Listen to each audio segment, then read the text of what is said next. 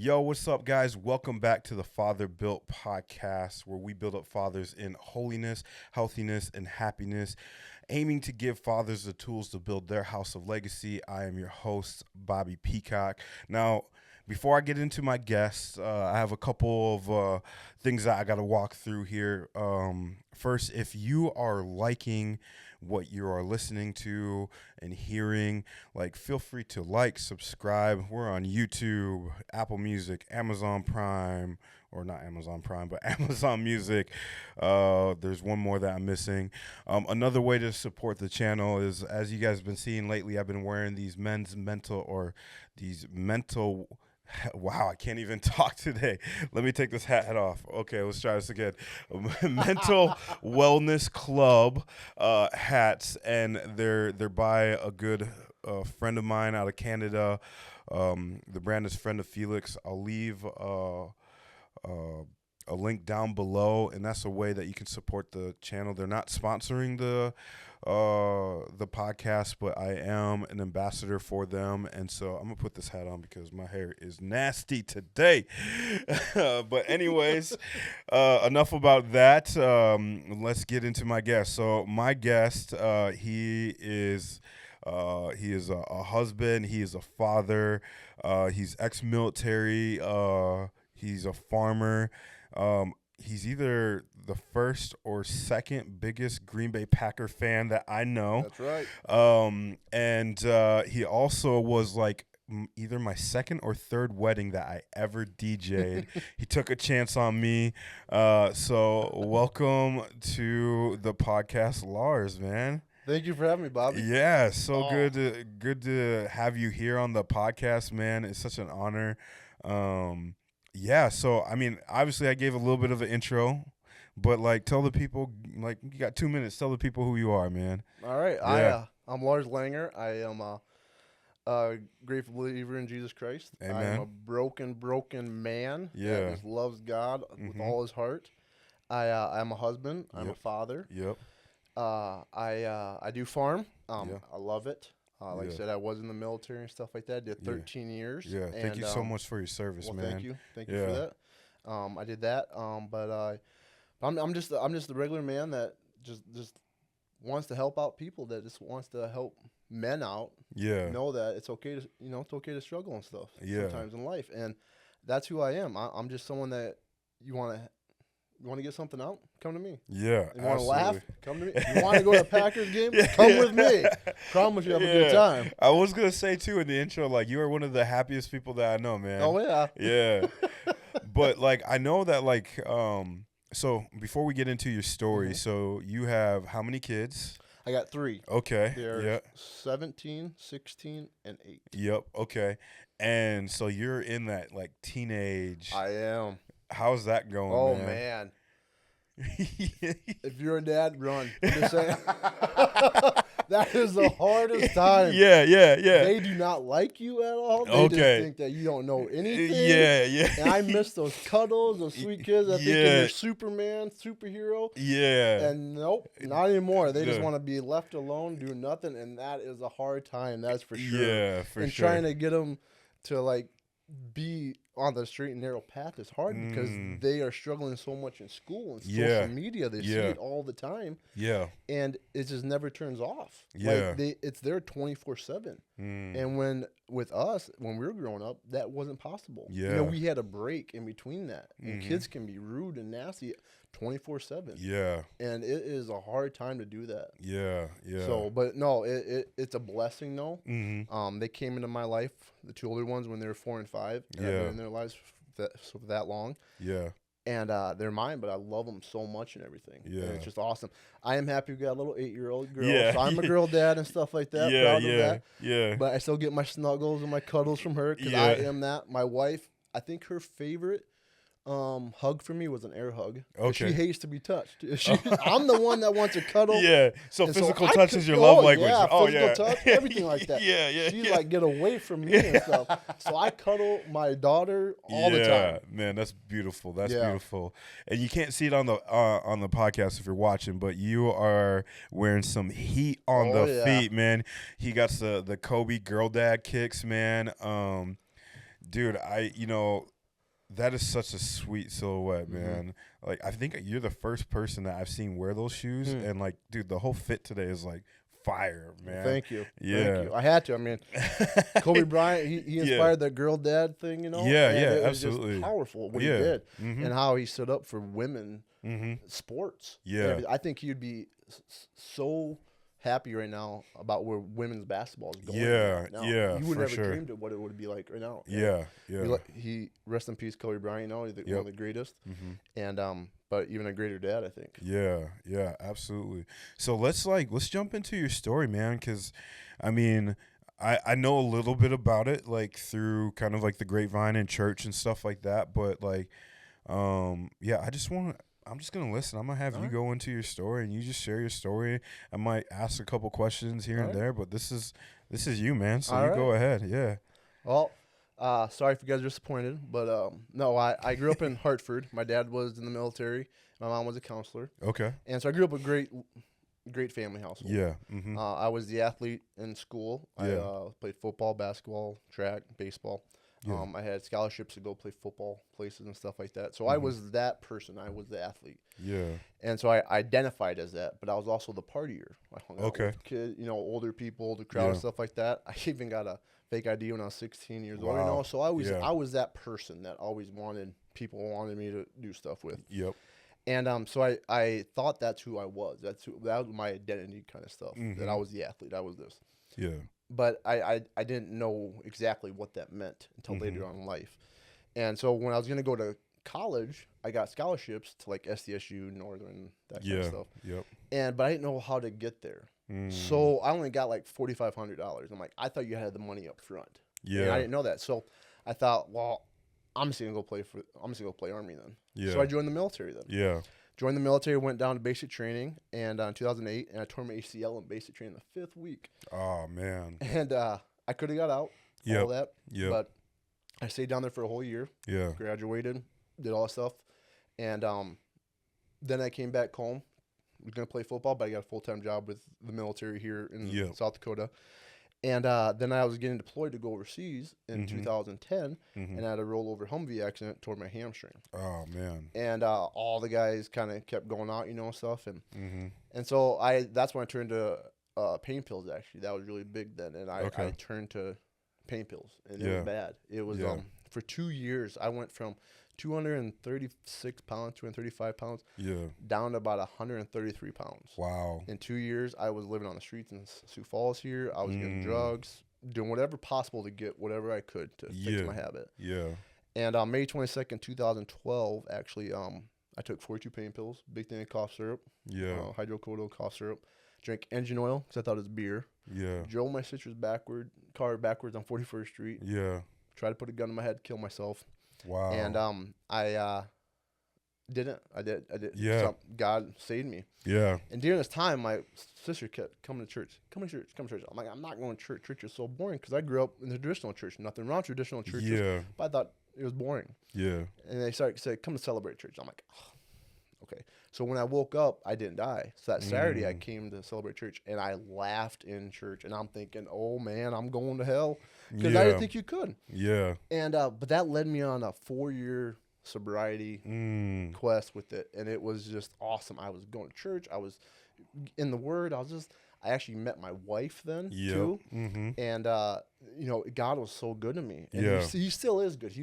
And see, I thought you can say, like, I knew who God was. I just never trusted him. And that was the biggest thing for me.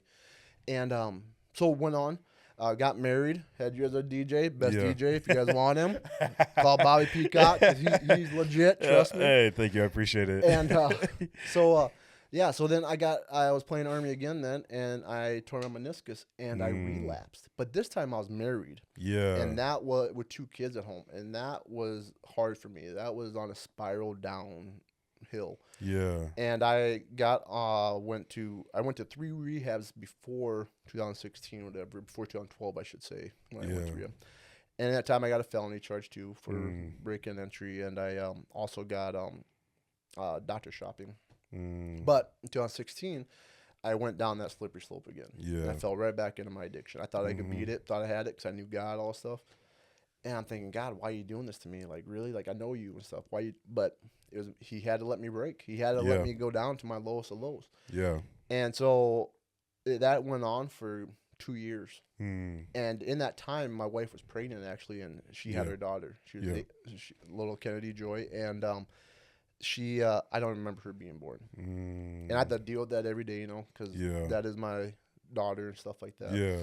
But after that time frame in 2017, we found this rehab down in Texas called Warrior's Heart. Okay. And it's only military first responders that can go. Yeah. It really helped me out there. So I went down there, did a 28-day stint, whatever. That place is almost brand new then. Yeah. So did that, came back home, thought I was good. I relapsed right away. Wow. And my wife was at her wit's end, Yeah. We were 2 weeks. She was 2 weeks away from getting divorce papers. Like, friends were leaving her, family was leaving her. Yeah. And what happened then in January 26, 2018, my wife got me back down to Warrior's Heart. 5th time in rehab. Yeah. I had a felony charge in December, actually, because I got another B&E. And so I was facing a legal battle, so I had to go down there.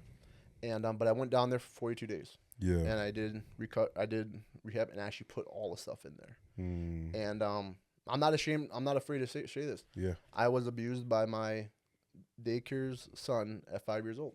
Okay. And that was mostly my root cause of my addiction. addiction. Yeah. I had to get down to it, why that is. So I was sexually abused when I was little. I never told anybody that. And that just opened up, like, wow, freedom for me. Yeah, like, it's okay to open up about that. Yeah. And so what I did then, I did that. And my wife, I love her. Yeah. She stood up for our marriage when I couldn't. And I didn't know this till about a couple months ago. She told me she didn't know if we were going to be married or anything. She's like, but I made a promise to God that I'm going to get you better. I made a promise I'm going to do everything possible that your daughter, that I'm going to try to get her dad. Okay. Yeah. So she did everything she possibly could. Yeah. And it worked. Like, her friends and family, they kind of left us. They said send divorce papers to me, all stuff. But she stood up.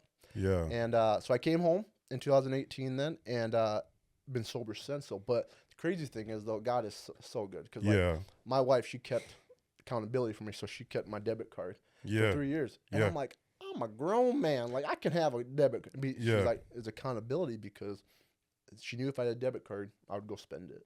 I would go buy drugs. I'll go do this. Yeah. So she saved me. And she didn't save. She saved that part of our marriage and stuff. God saved us all. Yeah, for sure. Yeah. And I just dove into the Bible. I just dove into God and I said, God, I'm at rock bottom now. My wife's about to leave me. I might lose my kids, Yeah. The military might kick me out, I'm facing jail time. Yeah. All this stuff. And I'm like, man, God, I'm broken.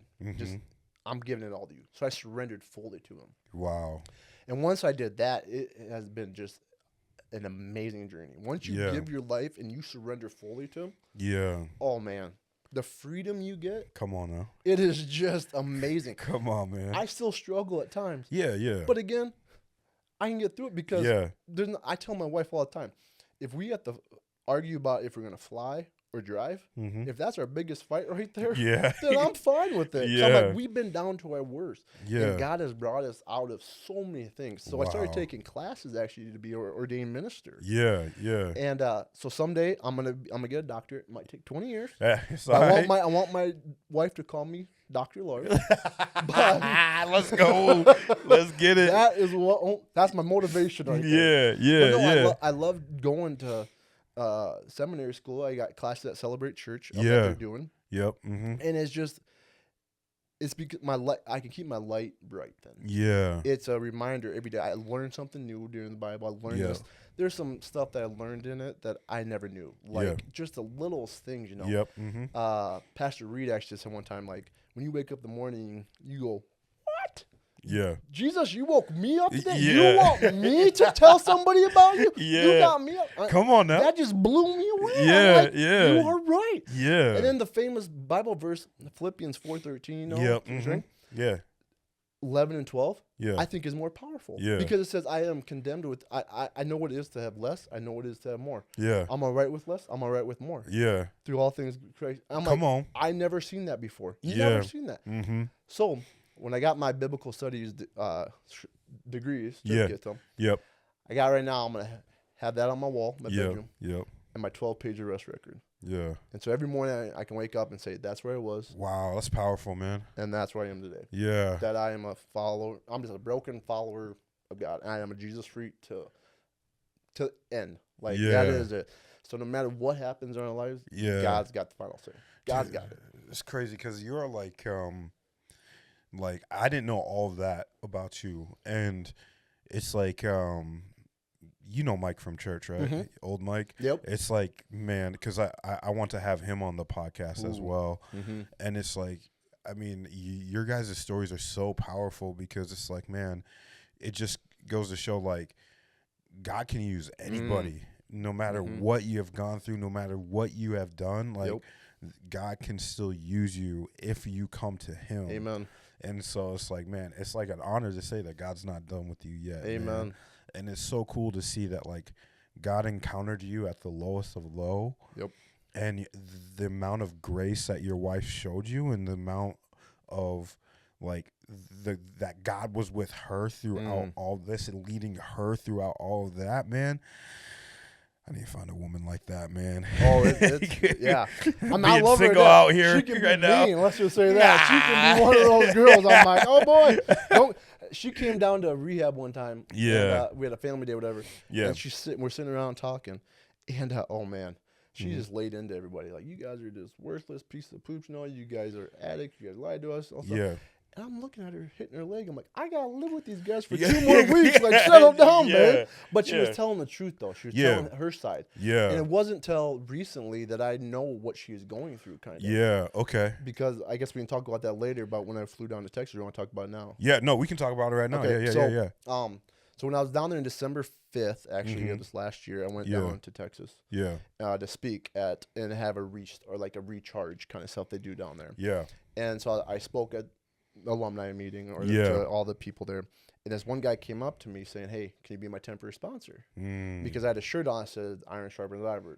And he said, I just read that Bible verse, I knew that's the guy, and you showed up with that shirt on. I'm like, I got it, so said, absolutely. Well, I was a temporary sponsor. He got out, and then in February his wife called me up on a Friday and said, hey, Justin was his name, he relapsed, he wants to go back to rehab. And I'm like, okay, bring him back to rehab. Because where it was, San Antonio, it's an hour west of San Antonio in Bandera.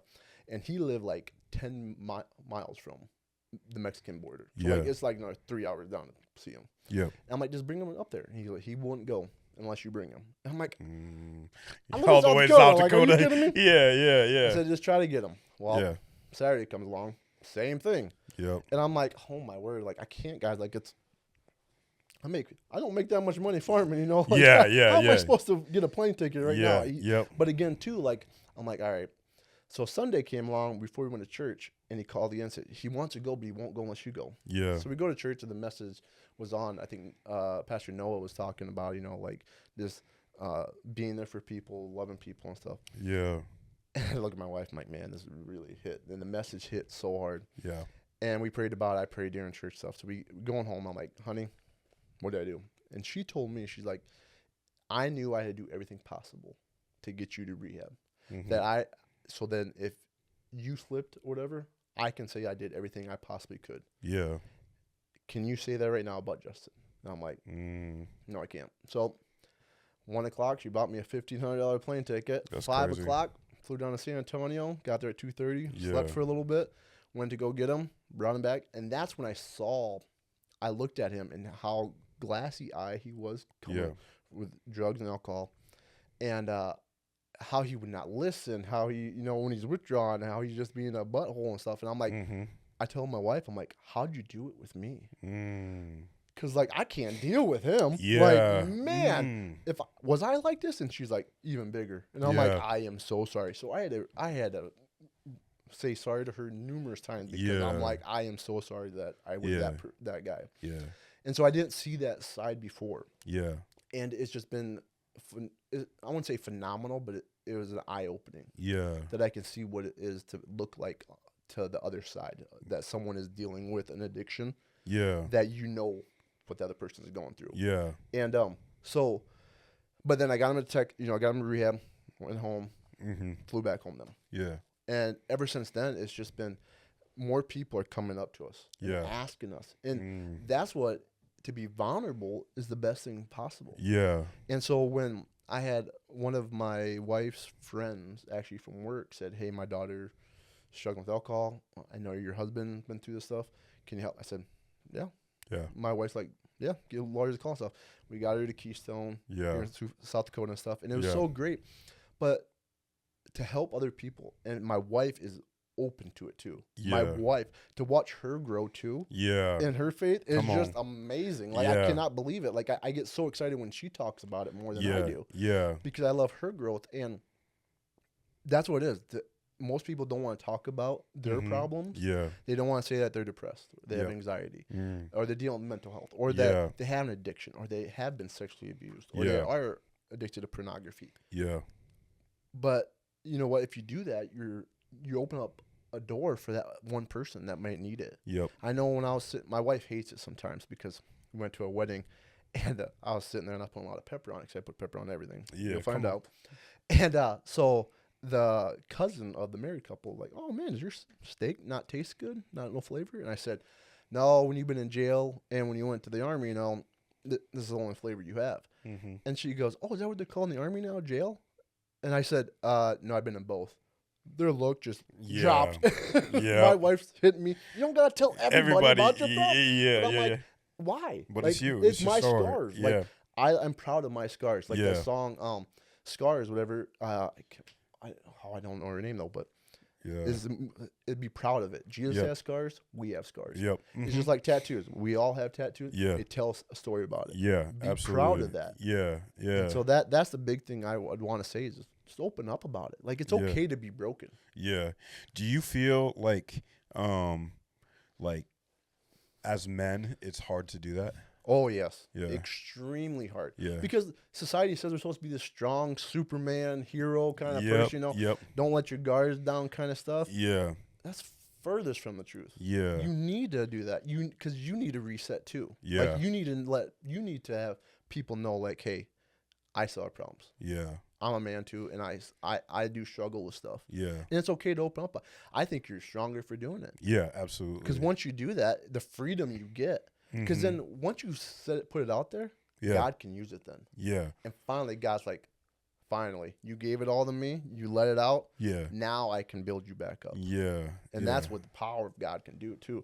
And being with other fathers, being with somebody else too, to have that circle, like you can tell somebody anything impossible. That they're not going to judge you. They're not going to just, but you guys know each other. And you need that, because if you don't do that, you're just going to run dry. You're gonna have your life fake all your life, whatever. You're not going to get to the real point of why you're doing what you're doing. I guess. Or even the root cause. Because like if you would put a year count on it, how many years did it take you to get to the root cause of your addiction? Since I was 5 years old. And then everybody left me when they went to college. When I tore my ACL in basic, everybody kept going on. So I was alone then too. And stuff.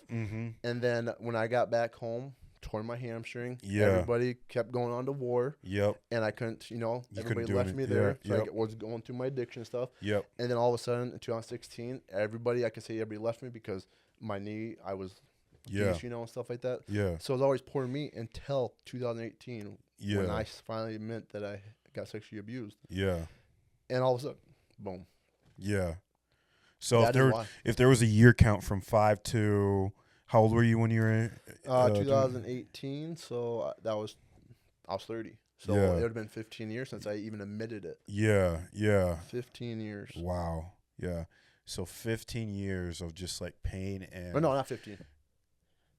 That would have been like 25 years. Yeah, 25 years. 25 years. My bad. I'm not good at math. I'm not good at science, so I'm sorry. School was hard for both of us, That's like Common Core math. Common Core math. I learned that at COVID. So 25 years of like just holding stuff, and then obviously throughout those years you had one thing after another that just kind of built up. And so, like, what would you say to like someone who is holding that root cause in, like, what advice would you have for them? Find somebody that you really trust. Yeah. And speak to them. Yeah. Let it out. Let them know what you're going through, that what you've been through, that they won't be judgmental, they won't do this, that they're just going to love on you still. And that right there. Yeah. Once you let it go, then God can grab it and say, okay, now I can heal you. Yeah. And that is the biggest thing, especially for men. Yeah. Because, like, we don't want to think that if we have that, something is taken away from us or, being violated. It's not as common, they say, but I think it's more common. They just don't want to talk about it. Yep. And that's the problem with society, I guess you can say, that they don't want to talk about it. Just push it under. Yeah. Because you got to be so perfect. You got to be this way. You got to be this way. No, it's okay to be broken. It's okay to have that. But once you let it out, I promise you, the freedom that you're going to get is just remarkable. And so find that one person. Yeah. Start there. Start one person. If it's your wife, if it's Bobby, if it's me, if it's your church, if it's a best friend from high, whatever it is, find that one person that you trust fully. Yeah. And just tell them, like, hey, this happened. Yeah. And once you do that, I promise you doors will open that you've never seen. Yeah. And, I always say, too, like, I really think that what you're going through, addiction, sexually abused, depression, anxiety, whatever it is, whatever your testimony is, no matter what, someday someone's going to be praying to God for an angel. Yeah. And they're going through the exact same thing you're going through. Yep. And God's going to send you. Yeah. And so once you let it out, then God can use that so you can help out more people. Then. Yeah, come on. That's good. That's good, man. Yeah. That's good. So, like, I want to dig into a little bit of, like, your wife's perspective. And was it hard for you to hear, like, her perspective? Like, what was that conversation like, if you don't mind me asking? That was hard. Like, we struggled a lot, too, and stuff. Yeah. Like, it happened. I mean, I know it doesn't just happen or whatever, but she, there was a long time without trust in there. Like, I still can't, to this day, if there is, like, money missing, or if there's something here that's not right or whatever, I get blamed for it. Now, me, as a man, too, and stuff, as a human being that's been sober now for over 6.5 years, it's like, I didn't do it. Yeah. But when I was an addict, I said I didn't do it, and I still did it, though. Yeah, so it's like that trigger. Trust is so, so it triggers her to think, like, oh, my husband's back at it. Yeah. And I can never falter for that. Yeah. So it doesn't stink sometimes, but I got to man up and be like, I hope this money shows up. I hope this shows up because I know I didn't do it. Yeah. And so, but I can't be that. I can't say, hey, it wasn't me. Yeah. She's heard that how many times before. Yeah. And so I can't do that. And but with her perspective, like, I give it all to her because who'd want to stay with a guy like me? Like, maybe I didn't cheat on her sexually, but I did cheat on her with drugs, not being there with her, and the kids, and that can ruin somebody too. Yeah, and it's not just sexual, but that was my love. That drugs was my love. I wanted everything possible for drugs, and she didn't have my heart. She didn't have all that. So to take a toll on her and to have her family, not like, kind of saying, hey, get rid of him, do this. Most of her friends left her too and stuff. Said, how can you be with an addict? How can you be with an alcoholic? Yeah. How can you? And for her just to say, I promise God. And that nobody knows that. Like, and that's the thing too. Like, I would hope people see that what God can do through marriage, through love, through forgiveness and grace, and how much He can be there for you, that is just amazing. Because to watch her grow too, then from where we were when I came home in 2018, barely kissing, not sleeping next to each other, not doing this, not going on dates, like being astray, like strangers in our house, to slowly building our marriage back together. And it took a long time. And now we wake up in the morning, we pray together before we leave. We have to do that. We do that. We do like Bible in the morning, or we do like we done love Dare stuff. We go through books and everything. Yeah. But that's our time. Yeah. You know, because we're busy a lot. Yeah. Like our kids are around too and stuff. We want our kids to see that too. Yeah. Yeah. Sometimes see us at least pray. Yeah. And but like that's our time together as husband and wife too. Yeah. And that's what really got to us was, you know, just trying to build back up and just doing the little steps, the boring habits. Yeah. And doing the step by step. And Consistent. all of a sudden, we are happier than we ever been. Y'all getting it? Yeah, that's right. No, we talking about our kids. I don't get nothing. My wife said, "Are you Chinese?" I'm like, "Why?" She's like, "Well, Chinese people have sex about once every quarter." And I'm like, "Oh, all right." I'm like, "I guess that's true. I guess because I don't get nothing." Yeah, okay. Oh yeah, we don't nothing.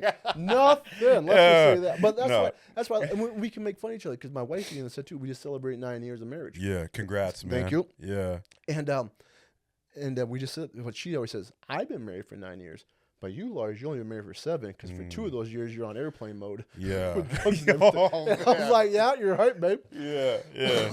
So. Yeah, that's, you know, you helped me realize something, like, as you're talking about, like, how, you know, it wasn't, like, a sexual affair, but, you know, it was, like, an affair because you're putting the love of this before the love for your wife. And I think about that, like, there's so many men that are out there where they get stuck into, I got to provide, I got to do this, I got to do that, where all of a sudden they are putting that before their number one ministry, which is their wife. And so, all right, I'm gonna ask you this one question. Might be a little bit harder. Sure. So, how are the kids during this time? Like, did it affect your relationship with your kids? They did. Well, can we go there? Oh yeah, we can go there. Yeah. Okay. They know a lot now. They know a lot. The 2 other ones know a little bit more. I think. The little one is knowing more and more. Yeah. Because she's like, "Why don't you ever drink dad beer or something like that?" I'm like, "Well, I'm an alcoholic. I can't do that. I'm a drug addict. I can't." So she's finally getting it. Yeah. But when I got arrested in December of 2017, I guess my son was upstairs and just bawled the entire night. And she had to call one of my best friends, Melissa Scaff, whatever. She was with me since she dated my best friend in high school and stuff like that. And we just stayed close. She's been through a lot of stuff too. Yeah. My wife called her and said, "Hey, can you come over here and be with Connor?" And Connor, I guess it just tore him apart. Yeah. And now they understand what I went through. They understand, like, wow, because, like, their dad has been, like, kind of saying, like, hey, you know, he's a drug addict, you know, he's a felon, he's this, you know, and stuff like that. And try to bash me all the time. But at the same time, though, they know that I'm stronger for it now. Yeah. And they see that.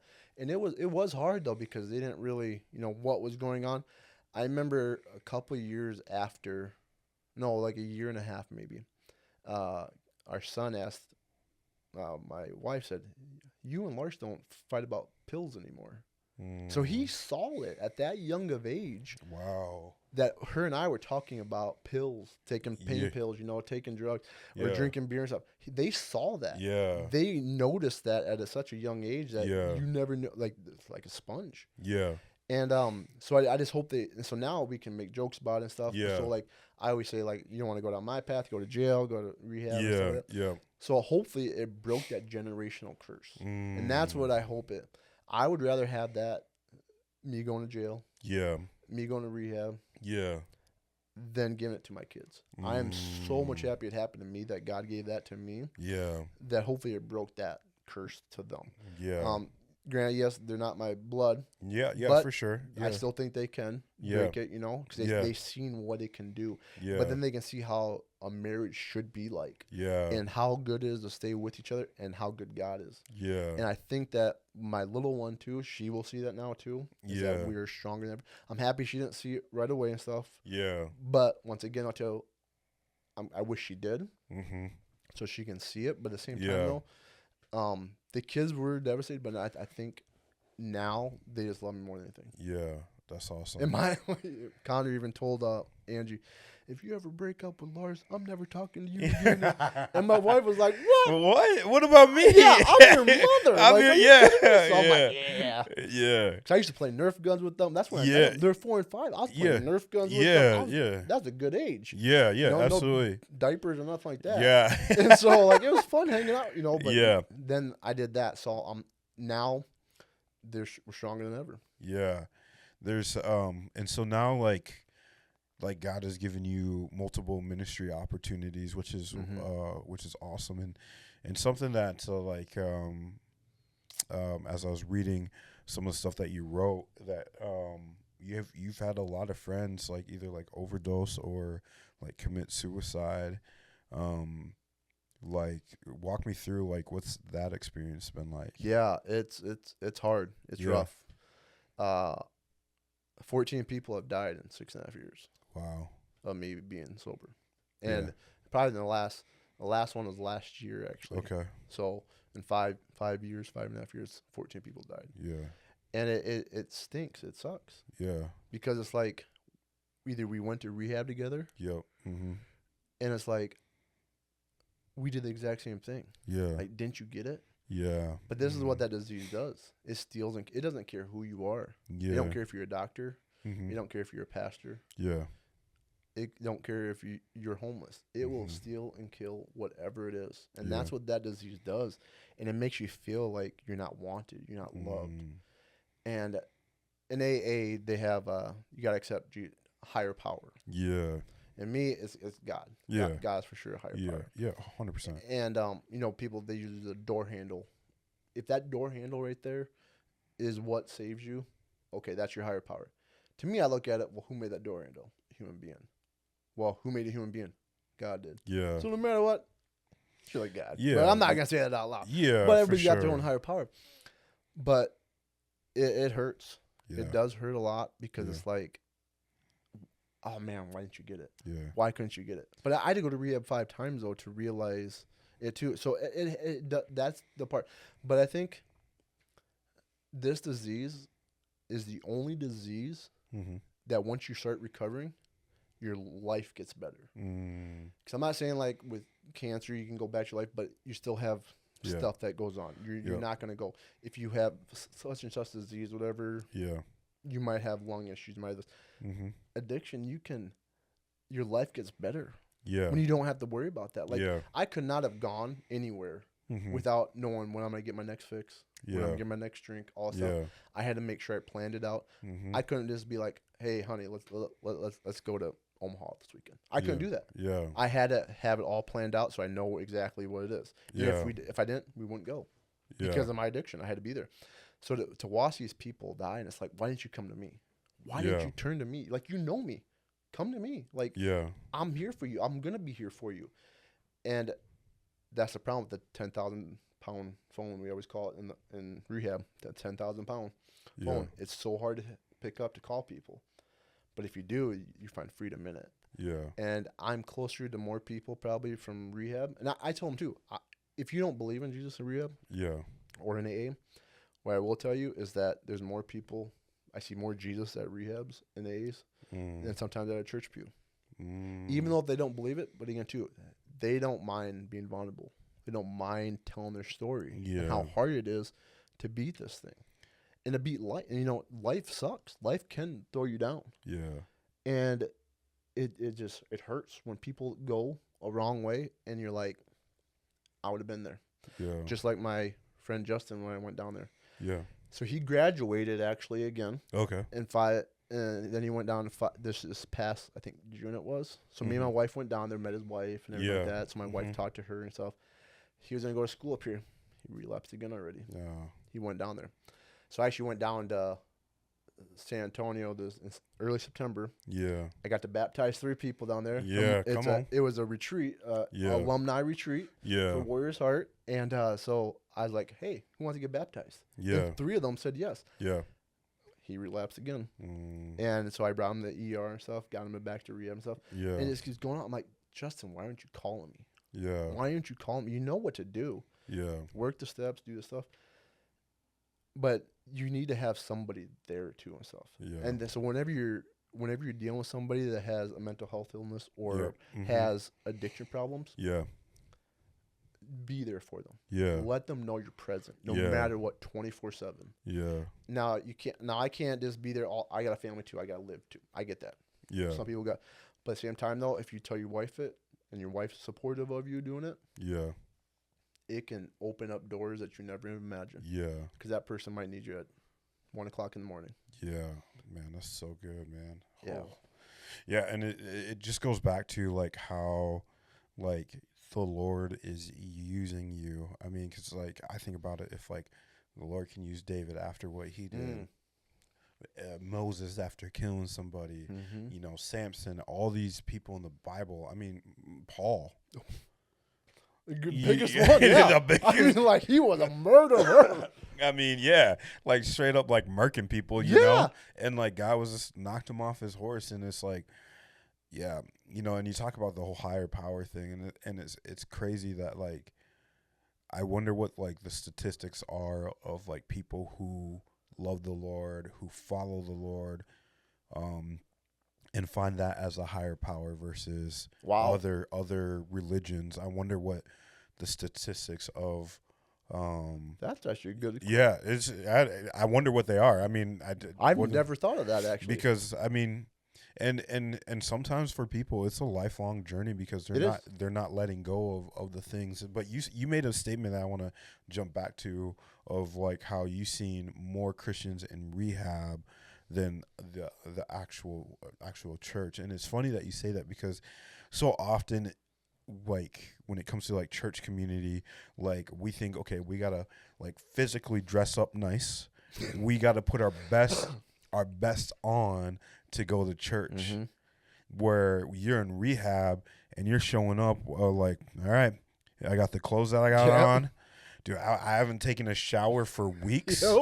Like I've been rocking the streets, and I'm literally at the messiest part of my life.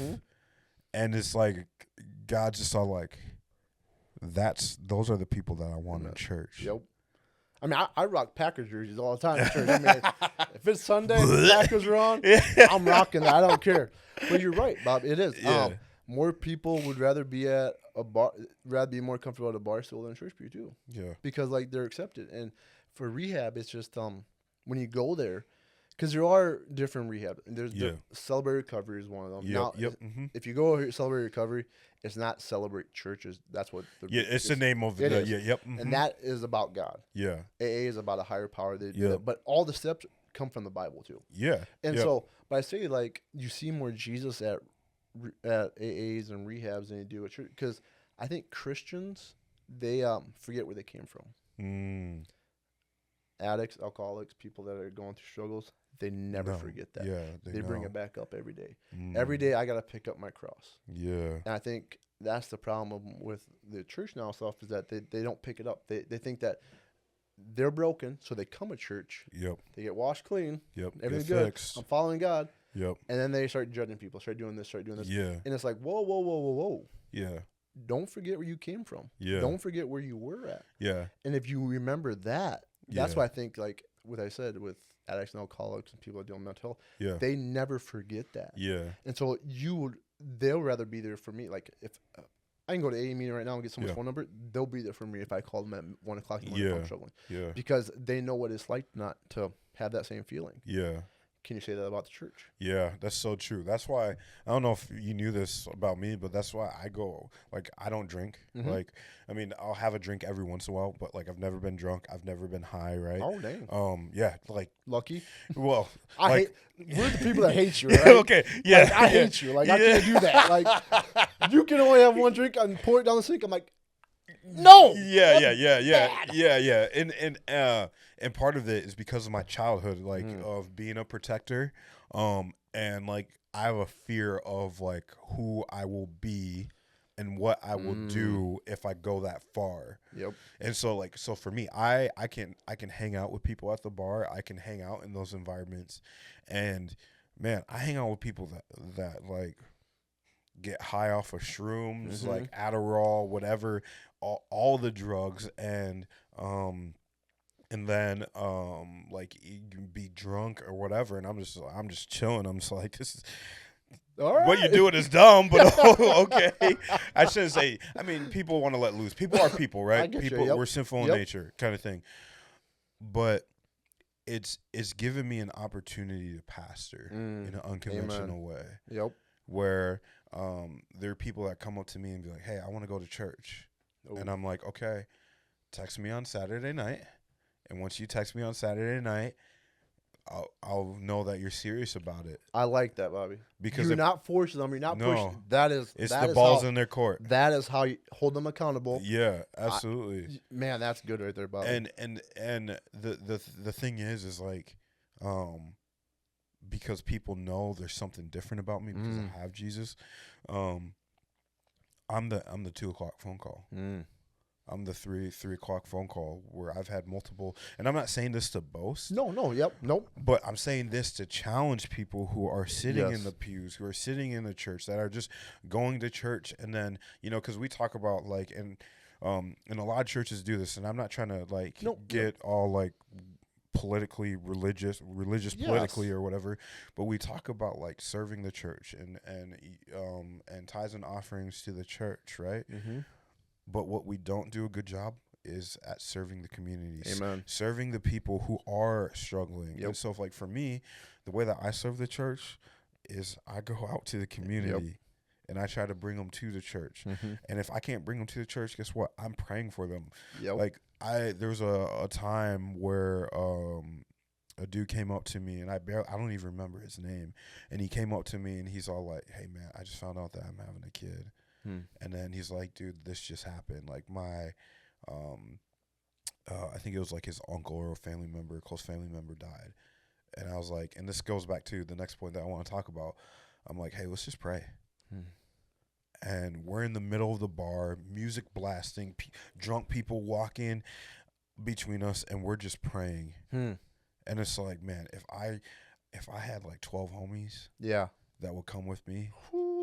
Just to talk to people who are broken, like, that would change be a win. A generation. Yeah, absolutely. Yeah, but you have this pray now mentality. Yep. Talk to me about that, Bobby. What you just said there about the church, that is so good. I mean, you don't force them to come to church. You put the ball in their court. Yeah, absolutely. They want to come, and you can keep inviting them. You don't pressure them to come, and that is so good. And that's what it should be. Like, I mean, it's, like in the whole religious and stuff. Like, I heard this. I don't think so. I think I heard in one of the AA meetings said that religion is for people that are afraid of hell, but a relationship with Jesus, is someone that has been through hell. Yeah, come on, that's a bar. I was like, bar. Oh dang, like that is so true. Like when you look at religion, it's like you gotta act a certain way, you gotta dress a certain way, you gotta be this way. Yep. And a relationship with Jesus is like, come I'm as broken. you are. I'm broken. I wear Packers, whatever. Like I'm good with it. Like I love you no matter what. And so the pray now thing, like I started. Hold on, I'm gonna cut you off. All right. Yeah, I remember one thing that I want to say before we get into the pray now thing. You were talking about forgetting the past, right? Or forgetting where you came from. I think what a lot of people struggle, because it's like we can't forget where we came from, right? Like I grew up in a foster system. Yep. And I can easily play the victim, but I think where people, and tell me if I'm wrong, people, they remember. And they don't forget, but they don't know how to forgive. Amen. Yeah. See, I think I've heard it before, but I want to say the greatest apostle, Jelly Roll, said this. Yeah. You got a windshield mirror, and you got a rear view mirror, right? Yeah. You look in the back, remember your past, remember that look in there. Yeah. But your future's so much bigger. Yeah. Because your windshield's right here. Yeah. And you're right. Never forget where you came from. Yeah. But again, forgiveness is a huge thing. And it's not you have to forget it. Yeah. Because you won't ever forget. But again, too, the freedom you get from forgiveness. From forgiveness. Yeah. Yeah. It just blows your mind. Yeah. You're like, you think you can't do it, but once you do it, it just opens. You're just like, the weight off your shoulders just goes, wow. Yeah. Like I forgive you. Yeah. And then turn around to that someone might see that and be like, I want what you have. Yep. How did you do that? Yeah. And then then it's an opportunity for you to speak into them. Yeah. Yeah, absolutely. So speaking into, so let's talk about this pray now thing. Sorry to cut you No, off, you're man. fine. You're fine. No, Yeah. I do the prayer now. So when someone calls me up and they say, "Hey, can you pray for me or whatever?" I'm just like, "Let's pray right now." Yeah, absolutely. It stops them right then. Like, what? Yeah. Or if someone texts me up, "Hey, this is happening in our family or whatever," and stuff, I'm like, "Okay." I'll make sure I pray right then. I'll send a text message to them. Yeah. If I'm out at eating at a restaurant, pray for the waitress, whatever. Yeah. I ask them. My dad doesn't like going with me because my dad actually ends up giving them money because something's going on in their lives. Yeah. Somehow I'm sitting there and I'm like sitting there. I'm like, "Hey, is there anything I can pray for you about?" Yeah. And then they just let loose. One girl, her husband actually went to rehab in North Carolina, whatever, and was trying to get down there with her car. My dad forked over like $100 there. Yeah, yeah. And my dad's like, "I'm not going out to eat. I can't you. go out to eat with you anymore. Because you pray for whoever. Because I'm taking care of you spiritually, Exactly. and then I got to take care of them financially. That is right. Yeah, yeah. So, but I just pray right there. And I don't care where we are, like you said. Yeah. In a bar, if you just pray right there. Who cares? Yeah. Do it. I think that's the biggest misconception is that people don't pray anymore out in public either. Yeah. And they don't see it. Or out loud. Out loud. I make sure wherever we go, I don't care where we're at, Yeah. me and my kids will pray. Yep, 100%. Out in public, whatever. Yeah. It's not to say like I'm better than you. Yeah. But to say like I'm not afraid that I'm a Jesus freak. Yeah. I'm not afraid to show you who I am. Yeah. So I'll make sure that I pray, and it catch people off guard because you see on Facebook, you see on text messages and stuff, praying for you, sending prayers your way. Yeah. 99.2% probably. Yeah. Do not pray. Yeah. They just say that because Yeah. it makes you want to feel good. Yeah. To me, it's like I'm praying right now. So I'll write it up right there and send it. I don't care whoever people see it. Yeah. I'm sending it because like I prayed for you, like I said I was. Yeah. I'm not gonna dishonor God. I'm not gonna do that. I'm praying for you right now. Yeah. And once you do that too, then it's like, whoa, like it's powerful. People look at you. People look like you're out in public and you're like, I'm a Jesus freak, whatever. Yeah. But then it just again, it opens another door for conversation. Yeah. And you need that. You need that.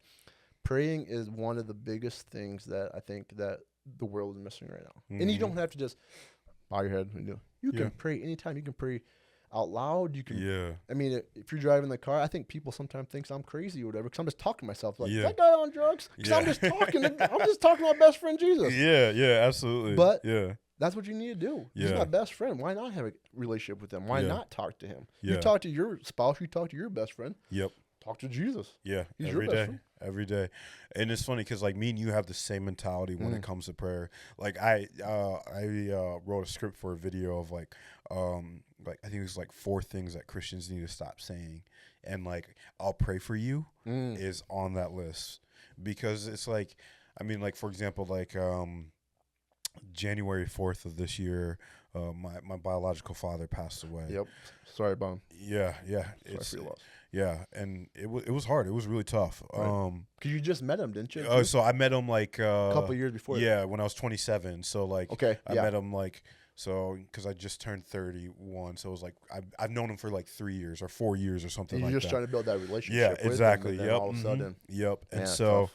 Yeah, so it was really hard, and that's why I started this podcast. Oh, yeah, it was. I did not know that. Yeah, because like I love my biological father, but he didn't have the tools to, like, he didn't have life insurance, he didn't have health insurance, he didn't have a trust or an estate plan, and so like if I can help fathers go through addiction or finances or hey, this is how you develop an estate plan. Like I'm gonna have my lawyer come on here and he's gonna talk through that and stuff like that. And he's not gonna give out like official legal advice, you know. Yeah. But he's gonna be like, hey, these are things that you need to do, you know, kind of thing. It's just for protection. Too. Yeah, absolutely. It's not like you're saying you're dying, but again too, it's down the road. If that happens, it happens. Yeah, and so like, man, I got life insurance. You know, like I'm got a estate plan. We're still working on that, and a trust for my son. And it's like I'm starting to try to build that legacy wealth. Yep. And so so that's kind of why. But like going back to my father and passing, I had a lot of people like hit me up on social media. I'm praying for you. I'm praying for you. I'm praying for you. And I'm like, no, you're not. Yep. Like the real people were the ones that were like, yo, I'm going to call you and check in, or I'm gonna send you a message that is a prayer. And so like for me, I very rarely say I pray for you anymore. Yep. Or I'll pray for you. It's like, hey, like let's just pray now. Amen. Or I'm gonna send it. Like, hey, we don't have time to pray now. You know what? I'm gonna strategically send you a text later, praying for you within the next 24 hours. Like we already yeah, 24 hours. I'm gonna send you something. Yeah, absolutely. Yep. And so I think that's so important because like what the world sees is like going back to the rehab versus church is like they see a whole bunch of hypocrites in the church. Yep. And I'll be the first to say, hey, listen, I'm a hypocrite. Oh, yeah. Yep. I'm 100% a hypocrite. Yep. There are sins and there are things that, like, I struggle with. Mm-hmm. Whether it's, like, I mean, because I like to dance, you know? So yep. I go out to the club and dance, but I don't dance with girls. That's You can dance with me, though. Yeah, no. I don't dance with dudes either. It's 2024, so I gotta say that straight. Like, and it's like, but like the music that I'm listening to as I'm dancing, it's not the most appropriate. No, and I know that. But like part of me is just like, okay, but God gave you that talent, though. Yeah, I need to encounter these people, and so it's a little bit both, And like I have a sailor's mouth every once in a while, yeah. Yep. And so like I am the biggest because I think Paul talks about it in the Bible is like, man, I am the biggest sinner. You know what I'm saying? But yet God can still use me to impact these people and to grow with them and pray with them. And I mean, I've had to walk people through some hard things that I never thought. And these are bar friends. These aren't even like my closest homies. Mm-hmm. But it's like, man, it's like this is an opportunity to pastor people in an unconventional way. Yeah. He placed you at the right time at the right moment. Yeah. For you to get there. Yeah. So that person can and it's awesome to see that God is doing the same in your life, man. And it's like it's encouraging to see that, like, man, like, if God can take you through what He took you through, man, I can't imagine what God's gonna take me through. Hopefully, there's no more big struggles. I mean, because like, and I'll be honest with you, like, because you knew I was married for a while, right? And I'm divorced, and like I talked about this on another podcast, but part of that divorce was like I hid an affair for 3 years. Wow. And it was like 3 times within like a one month span when we first got married, due to me getting triggered because divorce was threatened for the first time in our marriage, and I was like, F this, F you. Yep. And within that month it happened 3 times, and I hid that. I hid that for a long time, and then I remember God, like just how God encountered you, God encountered me, and I want to find this sign, but I was looking at this picture and it had 4 words on it, and God spoke to me so clearly, and He's like, you can either deal with the truth now, confess your sin now, or you can keep holding it in as a secret and then deal with the consequences when you die. Which one do you want to do? Ooh. And I was all like, hey, yo. Like, and so, like, I confessed it to a brother, and the dude, it was like the Holy Spirit was in the room, and God's presence was so thick in the room, and his next words was like, I wasn't expecting us to get that deep today. Holy moly. And then he laid out an action plan for me. And it still ended up in a divorce, and damn, like that is.